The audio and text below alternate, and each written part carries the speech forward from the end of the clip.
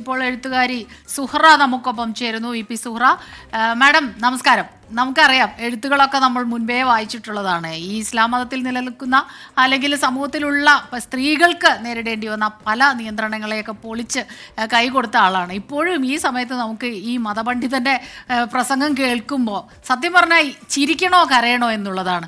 എത്ര സന്തോഷത്തോടെയാണ് നമ്മുടെ നബി സുമ മണാലി യാത്ര അതിൻ്റെ ദൃശ്യങ്ങൾ നമ്മൾ കണ്ടത്. പക്ഷെ ഇതിങ്ങനെ വരുമ്പോൾ പാവം വല്ലാത്ത വേദനയിലാണ്. എന്താണ് ഈ കാര്യത്തിൽ പറയാനുള്ളത്?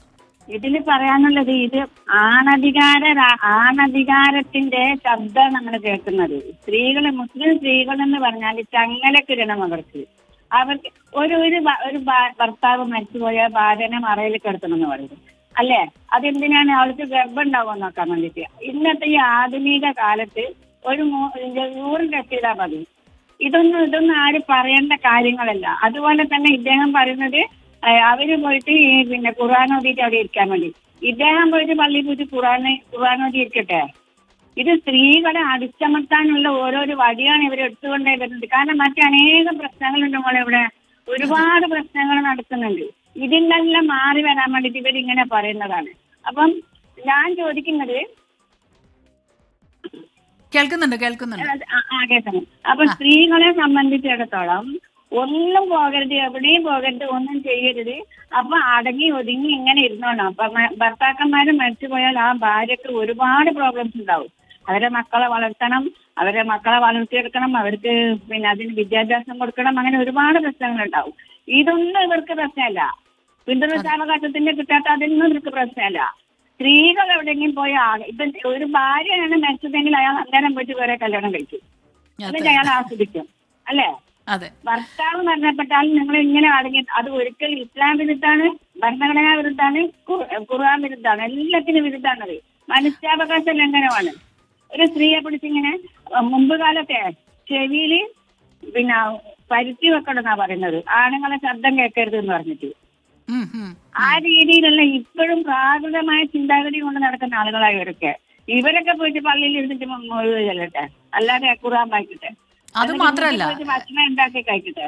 എൻ്റെ ഒരു കൂട്ടുകാരിയുണ്ട്, ഇസ്ലാം മതത്തിൽ വിശ്വസിക്കുന്ന ആളാ. അപ്പോൾ എന്നോട് പറഞ്ഞത്, മരണം നടന്നു കഴിഞ്ഞാൽ വല്ലാതെ കരഞ്ഞ് അവിടെ ഇരിക്കുക എന്നതിനേക്കാൾ ആ മരിച്ച വ്യക്തി, അത് നമ്മുടെ മാതാപിതാക്കൾ ആരെങ്കിലും ആകട്ടെ, ഏറ്റവും അടുത്ത ആരെങ്കിലും ആകട്ടെ, ആ വ്യക്തിക്ക് സന്തോഷമുണ്ടാകുന്ന നല്ല കാര്യങ്ങൾ, സത്പ്രവൃത്തികൾ ചെയ്ത് നമ്മൾ ആക്റ്റീവായിട്ട് ഇറങ്ങണം എന്നാണ് അതിൽ പറഞ്ഞിട്ടുള്ളത്. ആകെ കുറച്ച് ദിവസമെങ്ങാനും അതിൽ സങ്കടപ്പെട്ടിരിക്കുന്നുണ്ടെങ്കിൽ ഇരിക്കുക, അത് കഴിഞ്ഞാൽ അങ്ങനെ ചെയ്യണമെന്നാണ് പറയുന്നത്. ഇതിപ്പോൾ ഭർത്താവ് മരിച്ച് 25 വർഷം കഴിഞ്ഞിട്ടും ഒരു മൂലക്കിരിക്കുന്നില്ല എന്നതിലാണ് ആ ഉമ്മയെ, നബീസ് ഉമ്മയെ ഇതുപോലെ അധിക്ഷേപിക്കുന്നത്. ഒരു ഊരുവിലക്ക് പോലെ ജനങ്ങളുടെ ഇടയിൽ അവരെ ഇങ്ങനെ ഊരുവിലക്ക് ഉണ്ടാക്കിയിട്ട് ഫത്വ ഫാക്ടറിയാണ് ഇവര്. ഫത്വ ഫാക്ടറി. ഇവരിങ്ങനെ പറഞ്ഞുകൊണ്ട് നിൽക്കുന്ന ആളുകൾ ആ വീട്ടുകാരോട് എതിർപ്പ് കാണിക്കൂലേ? അപ്പൊ അവർക്കൊരു മാനസികമായ പ്രശ്നം ഉണ്ടാക്കുക, എന്നിട്ട് അവരെ അടിച്ചൊതുക്കി വീട്ടിലിരുത്താം.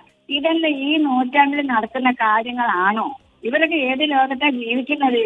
ഇവരൊക്കെ ആ കാലഘട്ടത്തിലുള്ള വസ്ത്രമാണോ ധരിക്കുന്നത്? ആ കാലഘട്ടത്തെ വാഹനമാണോ ഉപയോഗിക്കുന്നത്? ആ കാലഘട്ടം ഈ കാലഘട്ടം തമ്മിൽ എന്തുമാത്രം വ്യത്യാസമുണ്ട്. അത് മാത്രമല്ല, എന്തിനാണ് ഇവര് സ്ത്രീകളെ പുറകെ നടക്കുന്നത്? ഇവർക്ക് വേറെ പണിയൊന്നുമില്ലേ? സ്ത്രീകൾ എവിടെ പോകുന്നു, എന്തെങ്കിലും ചെയ്തോട്ടെ, അവരെ ആസ്വദിച്ചോട്ടെ. നന്നായി ആസ്വദിക്കണം എന്നാണ് ഞാൻ പറയുന്നത്. സ്ത്രീകളെ പരമാവധി ആസ്വദിക്കണം. സ്ത്രീകൾ അങ്ങനെ മൂലക്കിരിക്കേണ്ടവരോ കരഞ്ഞിരിക്കേണ്ടവരുണ്ടല്ല. ഭർത്താവ് മരണപ്പെട്ടാലും ആ ദുഃഖം അവർക്ക് ഉണ്ടാവും.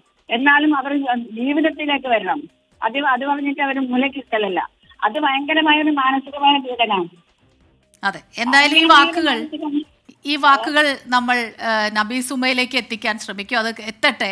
അപ്പോൾ ആ ഒരു സങ്കടത്തിൽ നിന്നൊക്കെ നബീസ് ഉമ്മ പുറത്തു വരട്ടെ, സന്തോഷമായിട്ട് തന്നെ മുന്നോട്ട് പോകട്ടെ.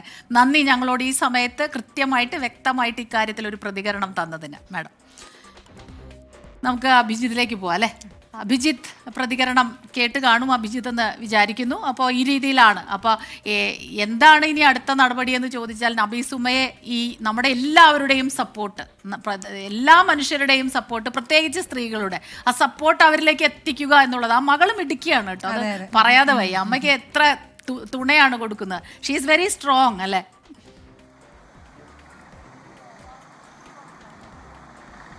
തീർച്ചയായും സ്മിത, അവരൊരു ധീരയായ വനിത തന്നെയാണ്. 25 വർഷം മുൻപ് അവരുടെ ഭർത്താവ് നഷ്ടപ്പെട്ടിട്ടും അവർ ഒറ്റയ്ക്ക് പൊരുതി നിന്ന സ്ത്രീയാണ്. 3 മക്കളെ ഒറ്റയ്ക്ക് വളർത്തി വലുതാക്കിയ സ്ത്രീയാണ്.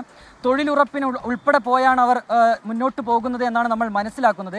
ഏതായാലും ഇത്തരം ചെറിയ ചെറിയ വിവാദങ്ങൾ താൽക്കാലികമായി അവർക്കൊരു വിഷമം ഉണ്ടാക്കിയെങ്കിലും അവർ സന്തോഷത്തോടു കൂടി തന്നെ മുന്നോട്ട് പോകുമെന്നും നമ്മൾ മനസ്സിലാക്കുന്നു. കാരണം തൻ്റെ മക്കളുടെ മാത്രം പ്രായമുള്ള കുറച്ച് യുവാക്കൾക്കൊപ്പം അവരിൽ ഒരാളായി മണാലിയിലേക്കൊക്കെ യാത്ര നടത്തിയ ഒരു സ്ത്രീയാണ്. ഏതായാലും അവർ തളരില്ല എന്ന് തന്നെ നമുക്ക് ഈ ഘട്ടത്തിൽ വിശ്വസിക്കാം. ഇത്തരത്തിൽ ഈ മതപണ്ഡിതന്റെ വാക്കുകൾക്കെതിരെ സമൂഹ മാധ്യമങ്ങളിൽ ഉൾപ്പെടെ വലിയ പ്രതിഷേധം കൂടി ഉയർന്നു വരുന്നു എന്നുള്ളതും ഈ ഘട്ടത്തിൽ സന്തോഷകരമായ ഒരു കാര്യമാണ് സ്മിത. ശരി, അഭിജിത്ത് മുഴക്കുന്നാണ് വിവരങ്ങൾ നൽകിയത്. അപ്പോൾ ഇബ്രാഹിം സഖാഫി, ഞങ്ങൾക്ക് പറയാനുള്ളത് കൃത്യമായി എല്ലാവരും ഓരോന്ന് പറഞ്ഞിട്ടുണ്ട്. അപ്പോൾ ഇനി ഇതിൽ മതവികാരം വ്രണപ്പെടുത്തി എന്ന് പറഞ്ഞ് വരേണ്ട ആവശ്യമില്ല. ഇവിടെ ഒരു മതവികാരവും വ്രണപ്പെടുത്തുന്നില്ല. താങ്കൾ പറഞ്ഞതിൽ ഒരു തെറ്റാണ് ചൂണ്ടിക്കാണിച്ചത്. ആ തെറ്റ് മനസ്സിലാക്കണം എന്നാണ് പറയാനുള്ളത്.